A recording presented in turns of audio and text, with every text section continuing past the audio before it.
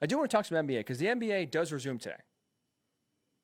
So you have Jazz Pelicans to start, and then tonight you have Lakers Clippers in these seeding games that make our way, get the seedings, the 8 games set, so that way we have our seedings for once we get to the playoffs, and then we'll have some fun. So, like I said, there's not much parity when it comes to the NBA playoffs, let's be honest. Baseball, I think it's truly anyone's game. Hockey, it's truly anyone's game. NFL, anything can happen, any given Sunday. Basketball is the one sport where you get to the playoffs, the first round's a snooze fest. Outside of the 4-5 matchup, there's not many upsets. The better teams always win. So to be honest, it'd be disingenuous or quite honestly boring to do a full NBA bubble preview of the seeding games of the playoffs and give my predictions. Because guess what? I'm giving you one of 2 predictions, really one of 3 predictions that everyone else is going to make. Either Clippers-Bucks, either Lakers-Bucks, and then you can alternate who wins. That's it. Bucks are going to win. Clippers are going to win. Lakers are going to win. And whether it's the Lakers or the Clippers, they're going to beat the Bucks. That is the only predictions that are going to be out there that are going to make much sense you can get behind. So let's get a little nuts. Let's get a little crazy. Right? So if it can't be one of those 3 teams, if it can't, which NBA team do you think in your mind could be the Cinderella story? Who can make a run? Which team is most equipped to pull off an upset? Shock the world. Maybe go to a conference finals, go to a finals, win the finals. I think there are only 2 teams, one in the East, one in the West, that are capable of doing so. I'll start with the East. To me, it's the Raptors. The Raptors currently, before the shutdown, 46-18. They're second behind the Bucks. I have 3 reasons why I think the Raptors are able to beat the Bucks and go on and defend. Let's not forget, defend their title and go back-to-back. Number 1, defense. They are insanely good at preventing teams from scoring. Lowest points per game allowed, 106. Second lowest opponent field goal percentage allowed. The lowest opponent 3-point percentage allowed. Second best defensive rating. So they don't allow points. They cause a lot of missed shots, both from the floor and from 3. And overall, they have the second best defensive rating. Defense is going to be huge. Because think about it, we have a 4-month layoff. This is almost like essentially the season getting restart again. Starting over.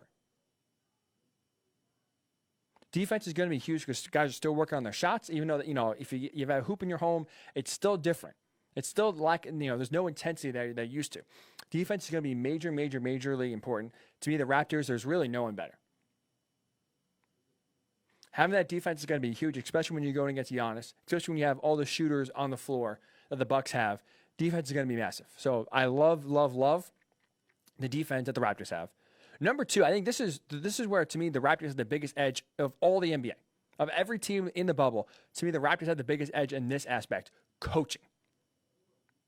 Nick Nurse, so far, has done an incredible job in the 2 years he's been at the helm of making adjustments and playing with the hand that he's dealt. Think about it. Last year, they trade for Kawhi Leonard. Guy plays 2/3 of the regular season. He's load managed what feels like every other night. He played that to perfection. He seamlessly rotated Kawhi into the lineup, out of the lineup. The team didn't miss a beat. They still won when he was sitting on the floor, or sitting out, excuse me. Not to mention, you think with all those games that Kawhi misses, it's tough to get continuity. It's tough to get on the same page when now all of a sudden you're so used to playing without him. Now the playoffs, he's playing every game. He's playing 40 minutes a night. Nick Nurse seamlessly inserted both Kawhi into the lineup and out of the lineup and got the best of his team when Kawhi was on the floor and was on the floor. And think about it. So you had to deal with that last year as a first-year coach, mind you. Then Kawhi leaves, as we know, goes to the Clippers, so you lose the finals MVP from your team. And the Raptors still haven't skipped a beat. Again, the second in the East, 46-18. He's been able to cater his lineup great. He's elevated Pascal Siakam's game. And honestly, with these weird circumstances, with these unorthodox circumstances, we're going to have a champion that I think a lot of people are saying you put an asterisk on because that champion is going to earn it more than anyone else has in the past. And I would agree with that. Coming off a 4-month layoff, coming off an environment where you're going to have no fans and it's the weirdest you ever played in your entire professional life. The weirdest final circumstances we'll ever see, hopefully. Knock on wood. Again, I'm doing a lot of knock on wood today, but knock on wood, this is the weirdest finals circumstances we've ever have to see. How many coaches, honestly, out there would you rather have than Nick Nurse? A guy who's great at making adjustments, who's great at going with the flow and dealing with the hand he's dealt, like I said. There's not many. There's getting better, strategy coaches, better coaches that maybe they draw up better plays. Maybe get a little more out of their players. And you still have, Mike Budenholzer is a great coach. You still have Greg Popovich in the bubble. There's some just great overall coaches. Brad Stevens is an offensive genius. But with the circumstances that are being dealt with by these teams, with coaches constantly having to basically do things that are unorthodox and out of the box, I love Nick Nurse more than anyone else. I think he has the skills that will make the Raptors one of the toughest teams to get out, and they will be the best equipped to handle these just awkward at best circumstances. And not to mention, I'll go one last thing here, is why I think the Raptors are the team in the East that could be the Cinderella team. Familiarity. Like that is huge. Continuity and familiarity. When you're off for 4 months, restarting, and basically now you have 8 games to get congealed, to get back on the same page because the playoffs start right away. ESPN put out the story the other day, and they did a continuity percentage of each team returned to the bubble. And they calculated it by the percent of minutes played across the last 2 seasons by players on the current roster. So of the players on the current roster right now that are in the bubble, because remember, you have a ton of players opting out on all different teams, and that are also injured. So right now, on the players on the active roster, what percent of minutes have they all played together in some aspect? The Raptors are 4th in the NBA in returning of continuity, with 78.3. So they're familiar with each other, which to me is going to be huge in getting off to a fast start, which you need to get off to a fast start. You can't get off slow. I understand that probably it looks like seeding-wise play the Magic in the first round. Should win that one. But 1 or 2 games, as we know, all of a sudden you're in a different boat here. You got to get on the same page. You got to do it quickly. I love the familiarity of the Raptors. I love their coach, Nick Nurse, and their defense is one of the best in the NBA.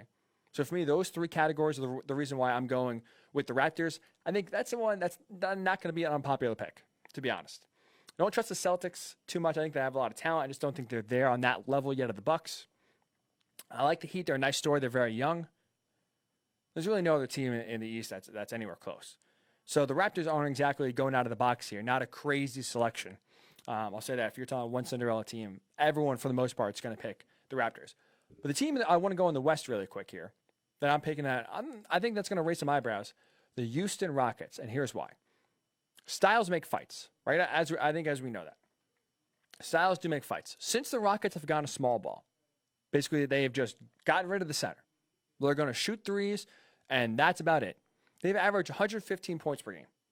In that span, they've beaten the Lakers, they've beaten the Celtics twice. So they have the most unconventional brand of basketball of anyone in the bubble. I think that uniqueness, that style that they play, that is so different than everyone else. You're not dealing with a center. So you have 5 guys on the floor that can run, that can get out, that can shoot, that can attack the basket. I think that uniqueness, that difference, could lend favor to pulling off a few upsets. Not to mention, coming off a 4-month layoff, is it possible rest could help solve James Harden's playoff woes? So as we know, James Harden is a guy that has the ball in his hands a lot, and he's on the floor a lot. In 4 years, Mike D'Antoni has been the head coach of the Rockets. This is James Harden's usage percentage, which is basically the percent of how many times does he have the ball per each offensive position, how many times is the ball in his hand. Shooting, passing, turnovers, and how much minutes per game is he averaging in the league. This year, 2nd in usage rate, 2nd in minutes per game in the league. Last year, 1st in usage rate, 3rd in minutes per game. 2017, 2018, 1st in usage rate, 15th in minutes per game, and then his first year back in 2016, 7th in usage rate, 7th in minutes per game. James Harden is playing a ton of minutes every single night, and when he is playing minutes, he has the ball in his hand a ton. A ton. I think that does have an effect on why all of a sudden he gets to the playoffs and he can't shoot. I think he has tired legs, and especially for a 3-point shooter, that does hurt you. And you look at, say, again, in the 4 years that Mike D'Antoni's been there, you look at his field goal percentage and his 3-point field goal percentage in the postseason compared to the regular season. The postseason has always been lower than it has in the regular season. So I wonder, is tired legs to blame? Part of the reason. Not the whole reason. Part of the reason. And if so, well, no better time to have 4 months off right now and go full throttle than right now. So I think James Harden should be more energetic. He's slimmed down. His legs should be, rejuvenated and rested. maybe that will lead to more shots falling. And to me, when I look at the overall landscape of the West, when it comes to knocking off the Clippers and or the Lakers, to me, the Rockets have the highest ceiling of any of the teams left. I understand they're very boom or bust, and their highs are very high and the lows are very, very, very low. But the Nuggets, I don't think they're there yet. I still think they're a piece or two away. There's still too much talent on the Lakers and the Clippers for the Nuggets to overcome. The Jazz clearly not talented enough. Thunder and the Mavericks, both are just too young. I love the talent on both, but they are way too young to make any sort of threat here. So you look around, the Rockets are the only logical choice here. And I do think if they are clicking, if James Harden truly needed rest, and that was the biggest cause for his postseason drop in production, and if their style, because it's so unique, because it's so unorthodox, because they basically ditched the modern day center. Screw it, we're going to put PJ Tucker in there. I do think that style is unique enough to give teams some headaches. We already seen they beat the Lakers.